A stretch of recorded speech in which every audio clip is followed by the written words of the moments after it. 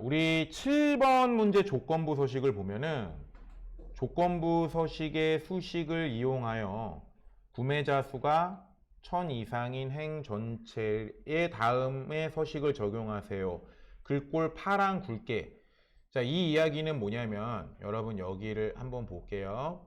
이렇게 컴퓨터 입장에서 이 엑셀을 셀을 조사를 해요. 근데 여기 구매자 수 셀 여기 보이죠? 여기가 몇 이상이면 1000 이상이면, 자, 얘 1000 이상 아니죠? 그럼 그냥 넘어가요. 그대로 넘어가. 얘도 1000 이상이 아니죠? 얘 1000 이상이에요. 그럼 1000 이상인 행 전체를 어떻게 하라는 얘기야? 여기 행 전체를 이렇게 얘네들을 글꼴을 파랑색으로 굵게 하라는 얘기예요. 자, 얘도 1000 이상이죠? 그럼 얘도 어떻게 해줘야 돼요? 글꼴을 파랑색으로 굵게 하라는 얘기예요. 1000 이상 아니죠? 아닌 건 넘어가요. 아니죠? 자, 1000보다 크거나 같은 게 1000 이상. 얘도 파랑색 굵게예요. 이해되셨죠? 이렇게 가는 거예요.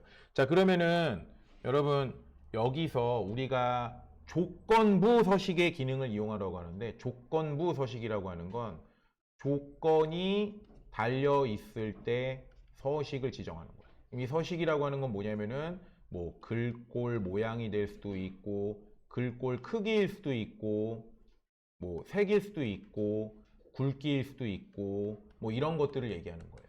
알겠죠? 기울임일 수도 있고, 이런 걸 얘기하는 거예요. 자, 그래서 우리가 이걸 어떻게 해줘야 되냐면, 얘네들을 뭐 1000 이상일 때 이렇게 탁송적으로 하는 것이 아니라 어떤 명령을 딱 주면 얘가 알아서 1000 이상인 걸 찾아서 행 전체만 색깔을 변하게 하는 거거든요.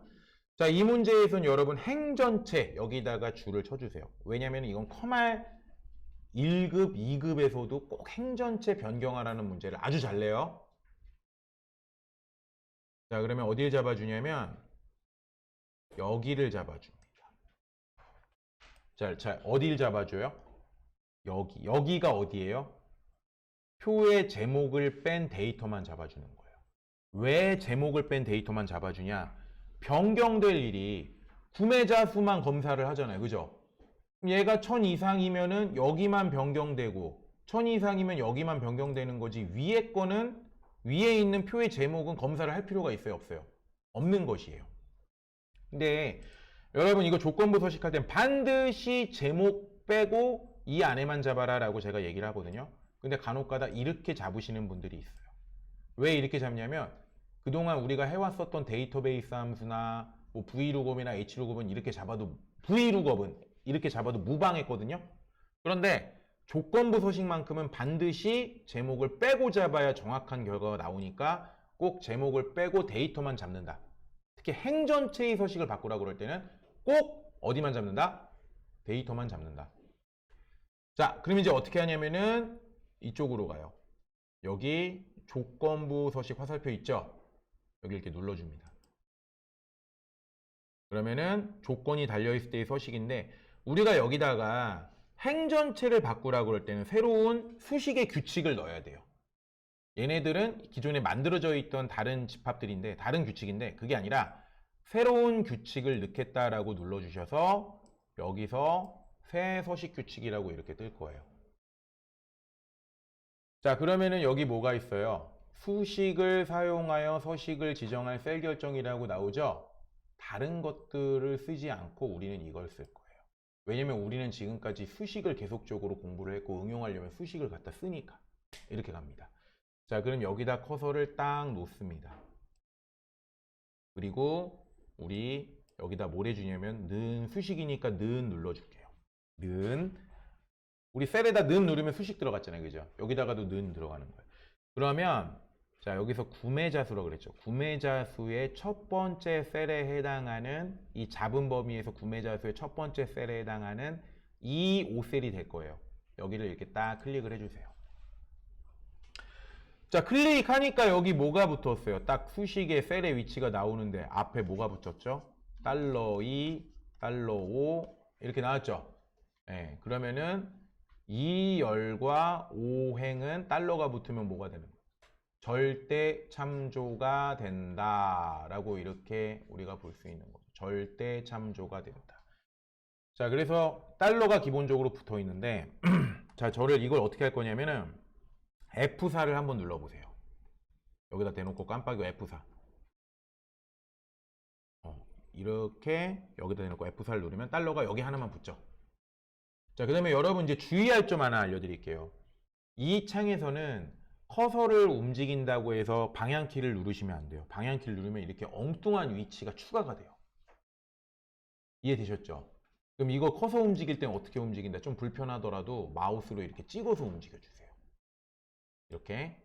그리고 F4를 제가 누르라고 그러면은 어때요? 달러가 행 앞에 붙었다, 열 앞에 붙었다, 안 붙었다가 다시 다 붙었다가 이렇게 가죠. 다 붙은 걸 우리가 뭐라 그랬어요? 절대 참조. 하나만 붙은 거는 하나는 절대고 하나는 상대니까 혼합 참조라 그랬죠? 근데 여기서 달러를 이 앞에만 붙이시는 거예요. 자, 이렇게 하면 그럼 뭐가 돼요? 이 열은 고정이고 절대 참조고 행은 상대 참조가 되는 거겠죠? 이게 무슨 의미냐면 얘네들이 제가 잡은 얘네 각각 셀들이 무조건 열은 어디 열만 참조? 달러가 붙은 이 열, 절대적인 이 열만 무조건 참조하게 돼요. 자, 여기 뭐라고 써 있어요? 이 열만 무조건 절대적인 열만 참조하는 거예요. 자, 행은 보세요. 행 아무것도 안 붙었죠? 아무것도 안 붙은 물. 자기 행을 참조하는 거예요. 자, 이렇게 생각해 보세요. 그러면 이 B5 같은 경우는, 얘 같은 경우는 열은 무조건 2열을 참조하는데 행은 몇 행이야? 5행이죠? 그럼 얘는 누굴 참조해? 2, 5를 참조하는 거예요. 자, 제가 C5셋, 얘예요, 얘. 여기 욕창 예방 매트리스라고 되어 있는 얘. 얘도 열은 무조건 2열인데 지금 행은 몇 행이에요? 5행이죠. 얘도 누굴 참조해? 여길 참조해요. 자, 제가 얘 한번 해볼게요. 얘가 C7셀이죠. C7셀이면은 열은 무조건 2열은 무조건 절대고 자기 행 몇 행이에요? 7행 상대니까. 그러면은 2, 7셀을 참조해요. 열은 무조건 2열 고정이고 행은 자기 행을 참조해요. 그러면 여기 성인용 보행기 D8셀 복지용구를 기준으로 하면은 열은 무조건 2열이고 행은 8이니까 2, 8셀 이렇게 참조해요.